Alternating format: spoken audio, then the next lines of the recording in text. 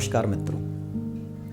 आज हम अभी इस बात पर विचार करेंगे कि पाप क्यों लगता है या पुण्य क्यों मिलता है। कौन सी ऐसी चीज़ है जो किसी कर्म को पाप बनाती है या किसी कर्म को पुण्य बनाती है। हमारे विचार हैं, हम सोचते हैं कि व्यक्ति कोई ऐसा कर्म करे जिसको किसी को फ़ायदा हो जाए, किसी को मज़ा आ जाए, अच्छा हो जाए तो वो पुण्य है, और अगर किसी का बुरा हो जाए तो वो पाप है। क्या वास्तव में ऐसी बात है? क्या किसी का अच्छा होना या बुरा होना ही किसी कर्म को पुण्य या पाप बनाती है, या इसके पीछे कुछ और भी कारण है?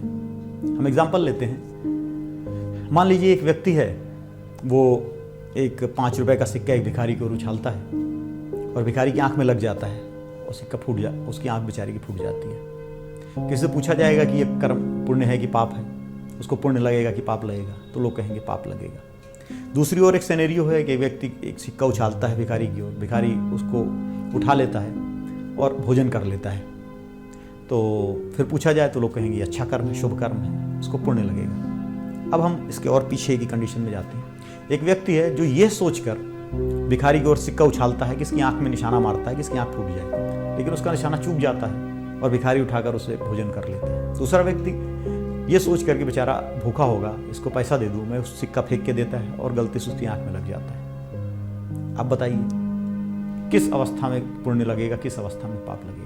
निश्चित रूप से अगर व्यक्ति ने अपने मन से सोचकर भिखारी को सिक्की और सिक्का फेंका कि ये खाना ले ले, और खाना खाने के लिए उसने सिक्का दिया और गलती से आंख में लग गया, तो उसकी आंख फूटने के बावजूद उसे पाप नहीं लगेगा, उसे पुण्य लगेगा। और जिस व्यक्ति ने भिखारी की आंख फोड़ने के लिए सिक्का फेंका और निशाना चूक गया और भिखारी ने उठाकर उससे भोजन कर लिया, हालांकि भिखारी ने उससे भोजन किया, फिर भी उसे पुण्य नहीं लगेगा, उसे पाप लगेगा। पुण्य और पाप इस बात पर डिपेंड करते हैं कि हमारा इंटेंशन क्या है, हमारा इरादा क्या है, किस इरादे से कर्म किया गया है। अगर हम किसी के प्रति नेक इरादे से, अच्छे इरादे से प्रेरित होकर कर्म करें, चाहे उसके परिणाम कुछ भी हो, हमें पुण्य मिलेगा। अगर हम किसी के प्रति बुरे इरादे से प्रेरित होकर काम करें तो परिणाम कुछ भी हो, हमें पाप मिलेगा। पुण्य और पाप हमारे कर्मों के परिणाम पर निर्भर नहीं है, बल्कि हमारे इरादों पर निर्भर है, हमारे विचारों पर निर्भर है। भगवान कृष्ण गीता में यही बतला रहे हैं, हतो वा प्राप्य स्वर्गम जित्वा भोक्ष्यसे महीम तस्मात् उत्तिष्ठ कौन्तेय युद्धाय कृत निश्चय सुख दुखे समय कृत्वा लाभा लाभौ जया जयो तथो युद्धाय युद्धस्व नैवं पापम अवाप्स्यसि। कह रहे हैं तुम्हारे पास 2 चीजें हैं। एक तो तुम लोगों की कल्याण की कामना से प्रेरित होकर कार्य करो, युद्ध करो कल्याण की कामना से प्रेरित होकर, रिजल्ट कुछ भी आए तुम्हें पुण्य ही मिलेगा, तुम स्वर्ग में ही जाओगे।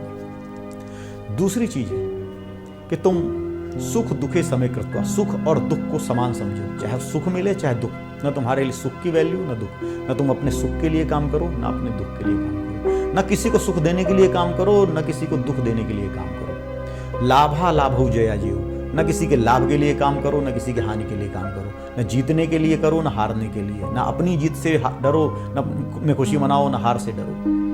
तटस्थ होकर काम करो, निष्पक्ष होकर काम करो।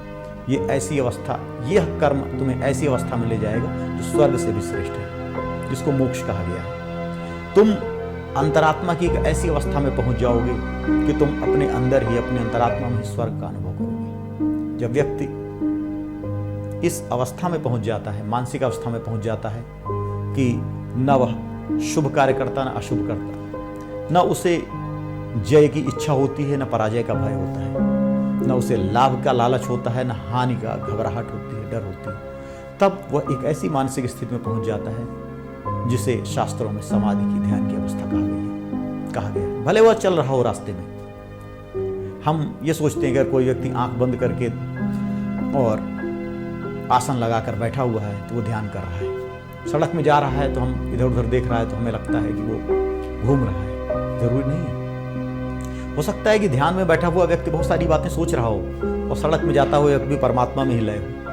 आपका चित्त कहाँ है, यह मुख्य बात है। वही भगवान कृष्ण कह रहे हैं कि अगर आपने चित्त को लय कर दिया, सुख और दुख से परे हो गए, जय पराजय से परे हो गए, हानि और लाभ से परे हो गए, सारे द्वंद्वों से परे हो गए, तो आप उस मानसिक स्थिति को प्राप्त हो गए, समाधि की अवस्था को प्राप्त हो गए। आपका जीवन सफल हो गया, आप इस लोक में सफल कहलाओगे। और जैसे जैसे आप उठते जाओगे वैसे वैसे भौतिक जीवन में सफल होते जाओगे और एक ऐसी अवस्था आ जाएगी आपके जीवन में जब आप अध्यात्म में प्रवेश कर जाओगे और आध्यात्मिक रूप से भी सफल हो जाओगे। तो पहला है कि आप लोगों के भलाई के लिए कार्य करो, लोक कल्याण की भावना से कार्य करके स्वर्ग की प्राप्ति करो, अच्छे कर्म करो और अच्छा जन्म अगला ले लो।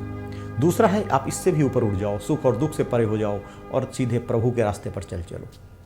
हरि ओम तत्सत।